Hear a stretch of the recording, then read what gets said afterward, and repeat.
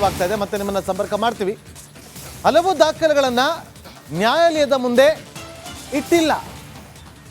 ಪೀಠವು ಆದೇಶ ಮಾಡಿದೆ, ಅದನ್ನ ಇವರು ಮೇಲ್ಮನವಿಯನ್ನ ಪ್ರಶ್ನೆ ಮಾಡಲಾಗಿದೆ. ಮತ್ತೆ ಪ್ರಕರಣವನ್ನ ಸಿಬಿಐಗೆ ನೀಡಿದ್ರೆ ವಿನಾಕಾರಣ ತನಿಖೆ ಎದುರಿಸಬೇಕಾಗತ್ತೆ. ದೇವರಾಜ್ ವಿರುದ್ಧ ಯಾವ ಲಂಚದ ಆರೋಪ ಇದೆ ಅಂತೇಳಿ ಪ್ರಶ್ನೆ ಮಾಡಿದ್ದಾರೆ. ಯಾರಿಗೆ ಲಂಚ ಕೊಟ್ಟಿದ್ದಾರೆ, ನಾನು ಯಾರಿಗೆ ವಂಚನೆ ಮಾಡಿದ್ದಾರೆ, ಹಲವು ದಾಖಲೆಗಳನ್ನ ನ್ಯಾಯಾಲಯದ ಮುಂದೆ ಇಟ್ಟಿಲ್ಲ ಅವರು. ಇಲ್ಲಿ ಭ್ರಷ್ಟಾಚಾರ ಆಗಿದೆ ಅಂತ ಹೇಳ್ತಾವ್ರಲ್ಲ, ದೇವರಾಜ್ಗೆ ಎಲ್ಲಿಂದ ಬಂತು ಜಾಗ? ದೇವರಾಜ್ ಯಾರಿಗಾರು ಲಂಚ ಕೊಟ್ಟಿದ್ದಾರಾ? ಯಾರಾದ್ರೂ ಹಣವನ್ನು ಪಡೆದುಕೊಂಡಿದ್ದಾರಾ?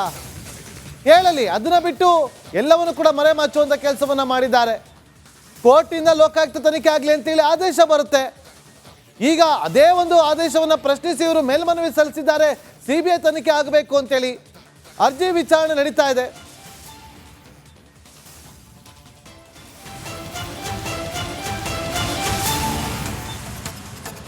ದೇವರಾಜು ವಿರುದ್ಧ ಯಾವ ಲಂಚದ ಆರೋಪವಿದೆ ಅಂತೇಳಿ ಪ್ರಶ್ನೆ ಮಾಡಿದ್ದಾರೆ. ಕಮಾರ್ ಮಾಹಿತಿಯನ್ನು ಕೊಡ್ತಾ ಇದ್ದಾರೆ. ಕಮಾರ್, ಈಗ ಸದ್ಯಕ್ಕೆ ಯಾವ ರೀತಿಯಾಗಿ ಪ್ರಬಲವಾಗಿ ಪ್ರತಿವಾದವನ್ನು ಮಂಡಿಸ್ತಿದ್ದಾರೆ ದುಷ್ಯಂತ ದಾವೆ ಅವರು? ನಾಗೇಂದ್ರ ದುಷ್ಯಂತ್ ಅವರು ಅದನ್ನೇ ಹೇಳ್ತಾರೆ, ದೇವರಾಜ್ ಅವ್ರನ್ನ ಇದರಲ್ಲಿ ವಿನಾಕಾರಣ ಸಿಲುಕಿಸುವಂಥ ಪ್ರಯತ್ನ ನಡೀತಾರೆ. ಭ್ರಷ್ಟಾಚಾರ ಮತ್ತು ವಂಚನೆ ಆರೋಪಗಳನ್ನ ಇವ್ರ ಮೇಲೆ ಮಾಡ್ತಾ ಇದ್ದಾರೆ. ಇದೇ ರೀತಿಗೆ ಸಂಬಂಧಪಟ್ಟಂತೆ ಯಾವುದೇ ರೀತಿ ಇವರು ಅದರಲ್ಲಿ ಭಾಗಿಯಾಗಿಲ್ಲ. ಅದರ ಜೊತೆಗೆ ಈಗ ಏನಂತಾರೆ ಲೋಕಾಯುಕ್ತ ತನಿಖೆ ಆಗಿದೆ. ಈಗ ಲೋಕಾಯುಕ್ತ ತನಿಖೆ ಜೊತೆಗೆ ಏನಂತಾರೆ ಇವರು ಸ್ನೇಹಮಯ ಕೃಷ್ಣ ಅವರು ಸಾಕಷ್ಟು ಮಾಹಿತಿಯನ್ನು ಈಗ ಮರೆಮಾಚಿರೋ ಹಿನ್ನೆಲೆಯಲ್ಲಿ ಮತ್ತೆ ಒಂದು ಸಲ ಏನಂತಾರೆ ಸಿಬಿಐ ತನಿಖೆ ಆಗುತ್ತೆ. ಆಗ ಮತ್ತೆ ದೇವರಾಜ್ ಅವರು ಸಂಕಷ್ಟ ಎದುರಿಸಬೇಕಾಗುತ್ತೆ. ದೇವರಾಜ್ ಅವರು ಯಾವುದೇ ರೀತಿ ಪ್ರಭಾವ ವ್ಯಕ್ತಿ ಅಲ್ಲ. ಅವರು ಈಗ ಪ್ರಭಾವ ವ್ಯಕ್ತಿಗಳು ಈ ಒಂದು ಕೇಸಿನಲ್ಲಿ ಅವರು ಪದೇ ಪದೇ ಸಿಲುಕಿಸುವಂಥ ಕೆಲಸವಾಗ್ತಾ ಇದೆ ಅಂತ ಒಂದು ವಾದವನ್ನು ಈಗ ದುಷ್ಯಂತ್ ಅವರು ಮುಂದಿಡ್ತು. ಏನು ನಮ್ಮ ಮೇಲ್ಮನವಿದಾರ ಇದ್ದಾರೆ ದೇವರಾಜ್ ಅವರಿಗೆ ಏನಂತಂದ್ರೆ ಸಾಕಷ್ಟು ಈಗಾಗಲೇ ತೊಂದರೆಯನ್ನು ಅನುಭವಿಸಿದ್ದಾರೆ ಅವರು ಈ ಒಂದು ಕೇಸ್ನಿಂದಾಗಿ. ಹೀಗಾಗಿ ಏನಂತಾರೆ ಪೀಠದ ಮುಂದೆ ಇರ್ಬೋದು, ಬೇರೆ ಬೇರೆ ವಿಚಾರಗಳಲ್ಲಿ ಸ್ನೇಹಮಯ ಕೃಷ್ಣರು ಸಾಕಷ್ಟು ಏನಂತಾರೆ ಮಾಹಿತಿಗಳನ್ನ ಮರೆಮಾಚ್ತಾನೆ ಇದ್ದಾರೆ. ಹೀಗಾಗಿ ಏನಂತಾರೆ ದೇವರಾಜ್ ಅವರನ್ನ ವಿನಾಕಾರಣವಾಗಿ ಸಿಲುಕಿಸುವಂಥ ಕೆಲಸಗಳಾಗ್ತದೆ. ಇದರಿಂದ ಏನಂತಾರೆ ಈಗ ಸಿಬಿಐ ತನಿಖೆ ಕೊಟ್ಟರೆ ಮತ್ತೊಂದು ಸಂಕಷ್ಟ ಎದುರಾಗ್ತದೆ. ಹೀಗಾಗಿ ಇದನ್ನೊಂದು ಏನಂತಾರೆ ಇವರು ಸ್ನೇಹಮಯ ಕೃಷ್ಣ ಅವರ ಏನು ಅರ್ಜಿ ಇದೆ, ಈ ಅರ್ಜಿಯನ್ನು ವಜಾಗೊಳಿಸೋದಕ್ಕೆ ಸೂಕ್ತ ಅನ್ನುವಂಥ ಒಂದು ವಾದವನ್ನು ಈಗ ದುಷ್ಯಂತ್ ದವೇರು ಮುಂದಿಡ್ತಾ ಇದ್ದಾರೆ. ನಾಗೇಂದ್ರ ಬಾಬು, ಓಕೆ ಕಮರ್, ಹಾಗೆ ಸಂಪರ್ಕದಲ್ಲೇ ರೀ. ಮತ್ತೆ ನಿಮಗೆ ಆಗ್ತಾ ಇದೆ, ಮತ್ತೆ ನಿಮ್ಮನ್ನ ಸಂಪರ್ಕ ಮಾಡ್ತೀವಿ. ಹಲವು ದಾಖಲೆಗಳನ್ನು ನ್ಯಾಯಾಲಯದ ಮುಂದೆ ಇಟ್ಟಿಲ್ಲ. ಪೀಠವು ಆದೇಶ ಮಾಡಿದೆ, ಅದನ್ನ ಇವರು ಮೇಲ್ಮನವಿಯನ್ನ ಪ್ರಶ್ನೆ ಮಾಡಲಾಗಿದೆ. ಮತ್ತೆ ಪ್ರಕರಣವನ್ನ ಸಿಬಿಐಗೆ ನೀಡಿದ್ರೆ ವಿನಾಕಾರಣ ತನಿಖೆ ಎದುರಿಸಬೇಕಾಗತ್ತೆ. ದೇವರಾಜ್ ವಿರುದ್ಧ ಯಾವ ಲಂಚದ ಆರೋಪ ಇದೆ ಅಂತೇಳಿ ಪ್ರಶ್ನೆ ಮಾಡಿದ್ದಾರೆ. ಯಾರಿಗೆ ಲಂಚ ಕೊಟ್ಟಿದ್ದಾರೆ, ನಾನು ಯಾರಿಗೆ ವಂಚನೆ ಮಾಡಿದ್ದಾರೆ, ಹಲವು ದಾಖಲೆಗಳನ್ನ ನ್ಯಾಯಾಲಯದ ಮುಂದೆ ಇಟ್ಟಿಲ್ಲ ಅವರು. ಇಲ್ಲಿ ಭ್ರಷ್ಟಾಚಾರ ಆಗಿದೆ ಅಂತ ಹೇಳ್ತಾವ್ರಲ್ಲ, ದೇವರಾಜ್ಗೆ ಎಲ್ಲಿಂದ ಬಂತು ಜಾಗ? ದೇವರಾಜ್ ಯಾರಿಗಾರು ಲಂಚ ಕೊಟ್ಟಿದ್ದಾರಾ? ಯಾರಾದ್ರೂ ಹಣವನ್ನು ಪಡೆದುಕೊಂಡಿದ್ದಾರಾ? ಹೇಳಲಿ. ಅದನ್ನ ಬಿಟ್ಟು ಎಲ್ಲವನ್ನು ಕೂಡ ಮರೆಮಾಚುವಂಥ ಕೆಲಸವನ್ನ ಮಾಡಿದ್ದಾರೆ. ಕೋರ್ಟಿಂದ ಲೋಕಾಯುಕ್ತ ತನಿಖೆ ಆಗಲಿ ಅಂತೇಳಿ ಆದೇಶ ಬರುತ್ತೆ. ಈಗ ಅದೇ ಒಂದು ಆದೇಶವನ್ನು ಪ್ರಶ್ನಿಸಿ ಇವರು ಮೇಲ್ಮನವಿ ಸಲ್ಲಿಸಿದ್ದಾರೆ, ಸಿಬಿಐ ತನಿಖೆ ಆಗಬೇಕು ಅಂತೇಳಿ. ಅರ್ಜಿ ವಿಚಾರಣೆ ನಡೀತಾ ಇದೆ.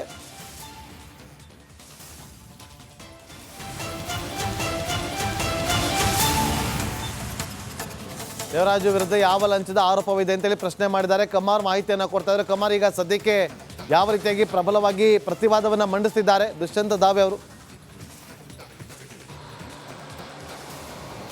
ನಾಗೇಂದ್ರ ದುಷ್ಯಂತ್ ಅವರು ಅದನ್ನೇ ಹೇಳ್ತಾರೆ, ದೇವರಾಜ್ ಅವ್ರನ್ನ ಇದರಲ್ಲಿ ವಿನಾಕಾರಣ ಸಿಲುಕಿಸುವಂಥ ಪ್ರಯತ್ನ ನಡೀತಾರೆ. ಭ್ರಷ್ಟಾಚಾರ ಮತ್ತು ವಂಚನೆ ಆರೋಪಗಳನ್ನ ಇವ್ರ ಮೇಲೆ ಮಾಡ್ತಾ ಇದ್ದಾರೆ.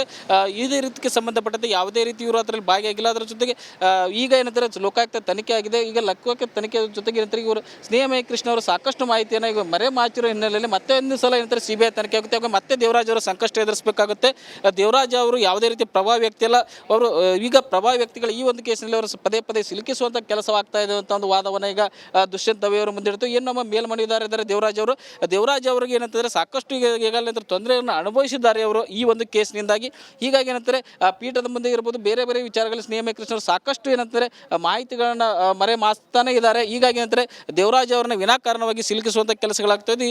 ಇದರಿಂದ ಏನಂತಾರೆ ಈಗ ಸಿಬಿಐ ತನಿಖೆ ಕೊಟ್ಟರೆ ಮತ್ತೊಂದು ಸಂಕಷ್ಟ ಎದುರಾಗ್ತದೆ. ಹೀಗಾಗಿ ಇದನ್ನೊಂದು ಏನಂತಾರೆ ಇವರು ಸ್ನೇಹಮಯ ಕೃಷ್ಣ ಅವರ ಏನು ಅರ್ಜಿ ಇದೆ, ಈ ಅರ್ಜಿಯನ್ನು ವಜಾಗೊಳಿಸೋದಕ್ಕೆ ಸೂಕ್ತ ಅನ್ನುವಂಥ ಒಂದು ವಾದವನ್ನು ಈಗ ದುಷ್ಯಂತ್ ದವೇರು ಮುಂದಿಡ್ತಾ ಇದ್ದಾರೆ. ನಾಗೇಂದ್ರ ಬಾಬು, ಓಕೆ ಕಮರ್, ಹಾಗೆ ಸಂಪರ್ಕದಲ್ಲೇ ರೀ. ಮತ್ತೆ ನಿಮಗೆ ಆಗ್ತಾ ಇದೆ, ಮತ್ತೆ ನಿಮ್ಮನ್ನ ಸಂಪರ್ಕ ಮಾಡ್ತೀವಿ. ಹಲವು ದಾಖಲೆಗಳನ್ನು ನ್ಯಾಯಾಲಯದ ಮುಂದೆ ಇಟ್ಟಿಲ್ಲ. ಪೀಠವು ಆದೇಶ ಮಾಡಿದೆ, ಅದನ್ನ ಇವರು ಮೇಲ್ಮನವಿಯನ್ನ ಪ್ರಶ್ನೆ ಮಾಡಲಾಗಿದೆ. ಮತ್ತೆ ಪ್ರಕರಣವನ್ನ ಸಿಬಿಐಗೆ ನೀಡಿದ್ರೆ ವಿನಾಕಾರಣ ತನಿಖೆ ಎದುರಿಸಬೇಕಾಗತ್ತೆ. ದೇವರಾಜ್ ವಿರುದ್ಧ ಯಾವ ಲಂಚದ ಆರೋಪ ಇದೆ ಅಂತೇಳಿ ಪ್ರಶ್ನೆ ಮಾಡಿದ್ದಾರೆ. ಯಾರಿಗೆ ಲಂಚ ಕೊಟ್ಟಿದ್ದಾರೆ, ನಾನು ಯಾರಿಗೆ ವಂಚನೆ ಮಾಡಿದ್ದಾರೆ ಹಲವು ದಾಖಲೆಗಳನ್ನು ನ್ಯಾಯಾಲಯದ ಮುಂದೆ ಇಟ್ಟಿಲ್ಲ ಅವರು. ಇಲ್ಲಿ ಭ್ರಷ್ಟಾಚಾರ ಆಗಿದೆ ಅಂತ ಹೇಳ್ತಾವ್ರಲ್ಲ, ದೇವರಾಜ್ಗೆ ಎಲ್ಲಿಂದ ಬಂತು ಜಾಗ? ದೇವರಾಜ್ ಯಾರಿಗಾರು ಲಂಚ ಕೊಟ್ಟಿದ್ದಾರಾ? ಯಾರಾದ್ರೂ ಹಣವನ್ನು ಪಡೆದುಕೊಂಡಿದ್ದಾರಾ?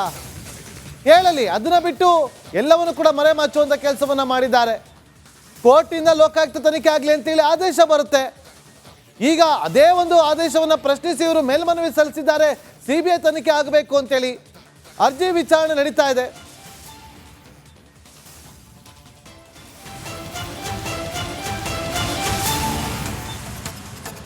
ದೇವರಾಜು ವಿರುದ್ಧ ಯಾವ ಲಂಚದ ಆರೋಪವಿದೆ ಅಂತೇಳಿ ಪ್ರಶ್ನೆ ಮಾಡಿದ್ದಾರೆ. ಕಮಾರ್ ಮಾಹಿತಿಯನ್ನು ಕೊಡ್ತಾ ಇದ್ದಾರೆ. ಕಮಾರ್, ಈಗ ಸದ್ಯಕ್ಕೆ ಯಾವ ರೀತಿಯಾಗಿ ಪ್ರಬಲವಾಗಿ ಪ್ರತಿವಾದವನ್ನು ಮಂಡಿಸಿದ್ದಾರೆ ದುಷ್ಯಂತ ದಾವೆ ಅವರು? ನಾಗೇಂದ್ರ ದುಷ್ಯಂತ್ ಅವರು ಅದನ್ನೇ ಹೇಳ್ತಾರೆ, ದೇವರಾಜ್ ಅವ್ರನ್ನ ಇದರಲ್ಲಿ ವಿನಾಕಾರಣ ಸಿಲುಕಿಸುವಂಥ ಪ್ರಯತ್ನ ನಡೀತಾರೆ. ಭ್ರಷ್ಟಾಚಾರ ಮತ್ತು ವಂಚನೆ ಆರೋಪಗಳನ್ನ ಇವ್ರ ಮೇಲೆ ಮಾಡ್ತಾ ಇದ್ದಾರೆ. ಇದೇ ರೀತಿಗೆ ಸಂಬಂಧಪಟ್ಟಂತೆ ಯಾವುದೇ ರೀತಿ ಇವರು ಅದರಲ್ಲಿ ಭಾಗಿಯಾಗಿಲ್ಲ. ಅದರ ಜೊತೆಗೆ ಈಗ ಏನಂತಾರೆ ಲೋಕಾಯುಕ್ತ ತನಿಖೆ ಆಗಿದೆ. ಈಗ ಲೋಕಾಯುಕ್ತ ತನಿಖೆ ಜೊತೆಗೆ ಏನಂತಾರೆ ಇವರು ಸ್ನೇಹಮಯ ಕೃಷ್ಣ ಅವರು ಸಾಕಷ್ಟು ಮಾಹಿತಿಯನ್ನು ಈಗ ಮರೆ ಮಾಚಿರೋ ಹಿನ್ನೆಲೆಯಲ್ಲಿ ಮತ್ತೆ ಒಂದು ಸಲ ಏನಂತಾರೆ CBI ತನಿಖೆ ಆಗುತ್ತೆ. ಆಗ ಮತ್ತೆ ದೇವರಾಜ್ ಅವರು ಸಂಕಷ್ಟ ಎದುರಿಸಬೇಕಾಗುತ್ತೆ. ದೇವರಾಜ್ ಅವರು ಯಾವುದೇ ರೀತಿ ಪ್ರಭಾವಿ ವ್ಯಕ್ತಿ ಅಲ್ಲ. ಅವರು ಈಗ ಪ್ರಭಾವಿ ವ್ಯಕ್ತಿಗಳು ಈ ಒಂದು ಕೇಸಿನಲ್ಲಿ ಅವರು ಪದೇ ಪದೇ ಸಿಲುಕಿಸುವಂಥ ಕೆಲಸವಾಗ್ತಾ ಇದೆ ಅಂತ ಒಂದು ವಾದವನ್ನು ಈಗ ದುಷ್ಯಂತ್ ದವೆ ಅವರು ಮುಂದಿಡ್ತು. ಏನು ನಮ್ಮ ಮೇಲ್ಮನಿದ್ದಾರೆ ದೇವರಾಜ್ ಅವರಿಗೆ ಏನಂತಂದರೆ ಸಾಕಷ್ಟು ಈಗಾಗಲೇ ತೊಂದರೆಯನ್ನು ಅನುಭವಿಸಿದ್ದಾರೆ ಅವರು ಈ ಒಂದು ಕೇಸ್ನಿಂದಾಗಿ. ಹೀಗಾಗಿ ಏನಂತಾರೆ ಪೀಠದ ಮುಂದೆ ಇರ್ಬೋದು, ಬೇರೆ ಬೇರೆ ವಿಚಾರಗಳಲ್ಲಿ ಸ್ನೇಹಮಯ ಕೃಷ್ಣರು ಸಾಕಷ್ಟು ಏನಂತಾರೆ ಮಾಹಿತಿಗಳನ್ನು ಮರೆ ಮಾಸ್ತಾನೆ ಇದ್ದಾರೆ. ಹೀಗಾಗಿ ಏನಂತಾರೆ ದೇವರಾಜ್ ಅವರನ್ನ ವಿನಾಕಾರಣವಾಗಿ ಸಿಲುಕಿಸುವಂಥ ಕೆಲಸಗಳಾಗ್ತದೆ. ಇದರಿಂದ ಏನಂತಾರೆ ಈಗ CBI ತನಿಖೆ ಕೊಟ್ಟರೆ ಮತ್ತೊಂದು ಸಂಕಷ್ಟ ಎದುರಾಗ್ತದೆ. ಹೀಗಾಗಿ ಇದನ್ನೊಂದು ಏನಂತಾರೆ ಇವರು ಸ್ನೇಹಮಯ ಕೃಷ್ಣ ಅವರ ಏನು ಅರ್ಜಿ ಇದೆ, ಈ ಅರ್ಜಿಯನ್ನು ವಜಾಗೊಳಿಸೋದಕ್ಕೆ ಸೂಕ್ತ ಅನ್ನುವಂಥ ಒಂದು ವಾದವನ್ನು ಈಗ ದುಷ್ಯಂತ್ ದವೆ ಅವರು ಮುಂದಿಡ್ತಾ ಇದ್ದಾರೆ. ನಾಗೇಂದ್ರ ಬಾಬು, ಓಕೆ ಕಮನ್, ಹಾಗೆ ಸಂಪರ್ಕದಲ್ಲೇ ರೀ, ಮತ್ತೆ ನಿಮಗೆ ಆಗ್ತಾ ಇದೆ, ಮತ್ತೆ ನಿಮ್ಮನ್ನು ಸಂಪರ್ಕ ಮಾಡ್ತೀವಿ. ಹಲವು ದಾಖಲೆಗಳನ್ನು ನ್ಯಾಯಾಲಯದ ಮುಂದೆ ಇಟ್ಟಿಲ್ಲ, ಪೀಠವು ಆದೇಶ ಮಾಡಿದೆ. ಅದನ್ನ ಇವರು ಮೇಲ್ಮನವಿಯನ್ನು ಪ್ರಶ್ನೆ ಮಾಡಲಾಗಿದೆ. ಮತ್ತೆ ಪ್ರಕರಣವನ್ನು CBIಗೆ ನೀಡಿದರೆ ವಿನಾಕಾರಣ ತನಿಖೆ ಎದುರಿಸಬೇಕಾಗತ್ತೆ. ದೇವರಾಜ್ ವಿರುದ್ಧ ಯಾವ ಲಂಚದ ಆರೋಪ ಇದೆ ಅಂತೇಳಿ ಪ್ರಶ್ನೆ ಮಾಡಿದ್ದಾರೆ. ಯಾರಿಗೆ ಲಂಚ ಕೊಟ್ಟಿದ್ದಾರೆ, ನಾನು ಯಾರಿಗೆ ವಂಚನೆ ಮಾಡಿದ್ದಾರೆ, ಹಲವು ದಾಖಲೆಗಳನ್ನು ನ್ಯಾಯಾಲಯದ ಮುಂದೆ ಇಟ್ಟಿಲ್ಲ ಅವರು. ಇಲ್ಲಿ ಭ್ರಷ್ಟಾಚಾರ ಆಗಿದೆ ಅಂತ ಹೇಳ್ತಾವ್ರಲ್ಲ, ದೇವರಾಜ್ಗೆ ಎಲ್ಲಿಂದ ಬಂತು ಜಾಗ? ದೇವರಾಜ್ ಯಾರಿಗಾರು ಲಂಚ ಕೊಟ್ಟಿದ್ದಾರಾ? ಯಾರಾದ್ರೂ ಹಣವನ್ನು ಪಡೆದುಕೊಂಡಿದ್ದಾರಾ? ಹೇಳಲಿ. ಅದನ್ನ ಬಿಟ್ಟು ಎಲ್ಲವನ್ನು ಕೂಡ ಮರೆಮಾಚುವಂಥ ಕೆಲಸವನ್ನು ಮಾಡಿದ್ದಾರೆ. ಕೋರ್ಟಿಂದ ಲೋಕಾಯುಕ್ತ ತನಿಖೆ ಆಗಲಿ ಅಂತೇಳಿ ಆದೇಶ ಬರುತ್ತೆ. ಈಗ ಅದೇ ಒಂದು ಆದೇಶವನ್ನು ಪ್ರಶ್ನಿಸಿ ಇವರು ಮೇಲ್ಮನವಿ ಸಲ್ಲಿಸಿದ್ದಾರೆ, CBI ತನಿಖೆ ಆಗಬೇಕು ಅಂತೇಳಿ. ಅರ್ಜಿ ವಿಚಾರಣೆ ನಡೀತಾ ಇದೆ.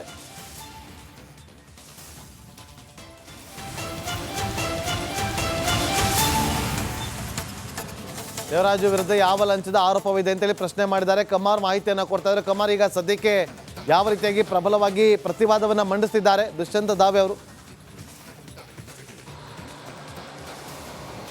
ನಾಗೇಂದ್ರ ದುಷ್ಯಂತ್ ಅವರು ಅದನ್ನೇ ಹೇಳ್ತಾರೆ, ದೇವರಾಜ್ ಅವ್ರನ್ನ ಇದರಲ್ಲಿ ವಿನಾಕಾರಣ ಸಿಲುಕಿಸುವಂಥ ಪ್ರಯತ್ನ ನಡೀತಾರೆ. ಭ್ರಷ್ಟಾಚಾರ ಮತ್ತು ವಂಚನೆ